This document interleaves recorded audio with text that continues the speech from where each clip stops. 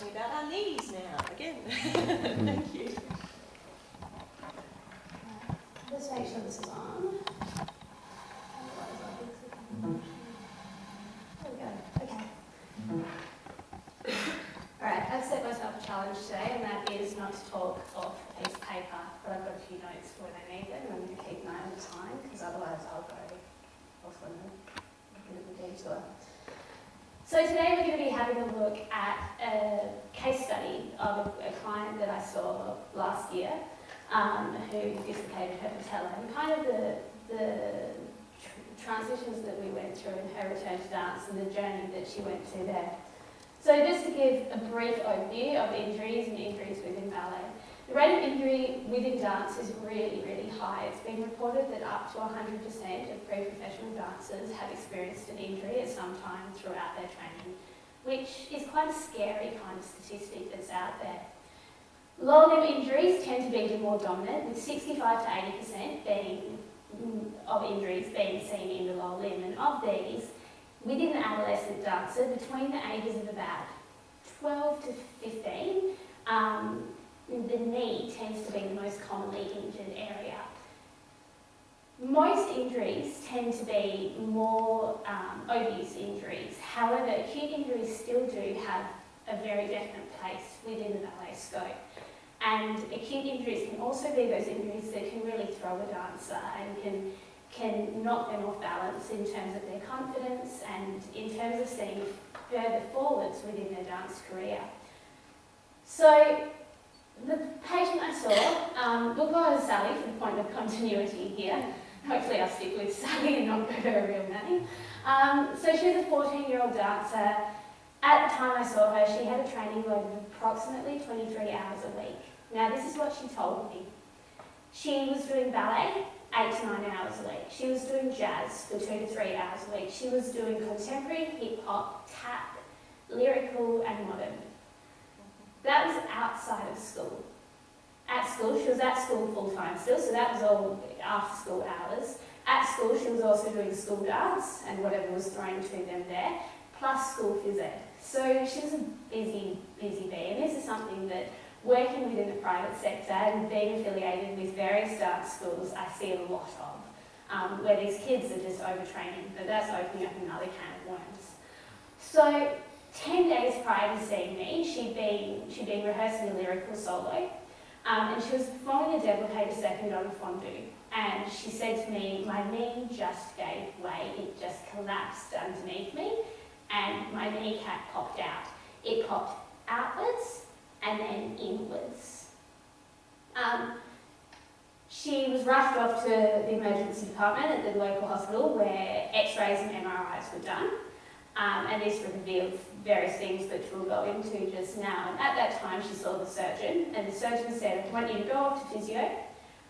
We'll see you in 5 weeks' time, and we'll review things there as to whether we go forwards on a conservative management pathway or if we go forwards on a surgical management pathway.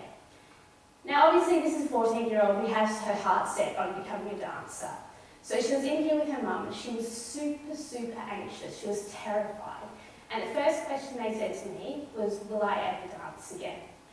Which is pretty scary when you've got a kid sitting in front of you asking you that, and it's late on a Friday afternoon, and you're wondering, and you've got another patient in 30 minutes' time, and you know that you've got to counsel this person through what they're going through at the moment.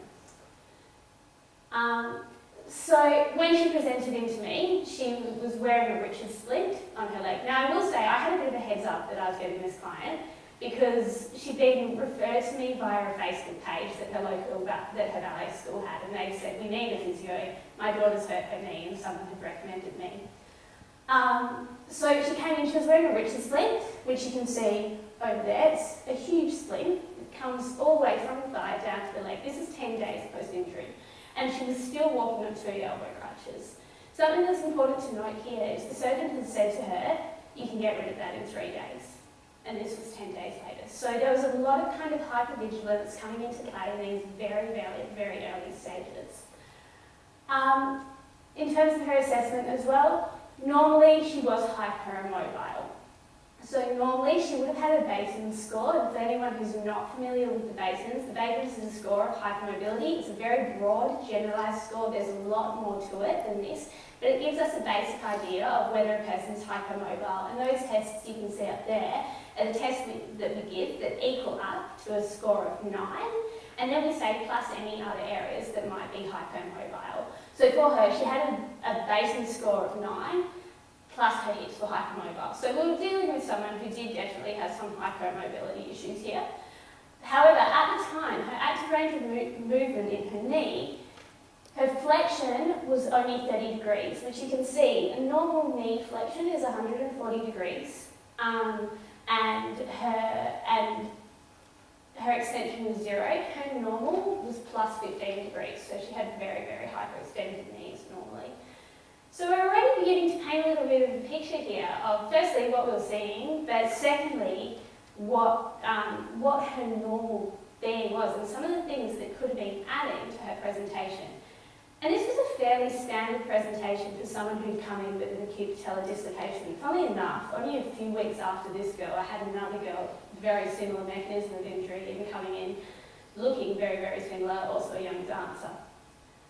So at the time, it was March in 2014 when she first presented to me looking like this.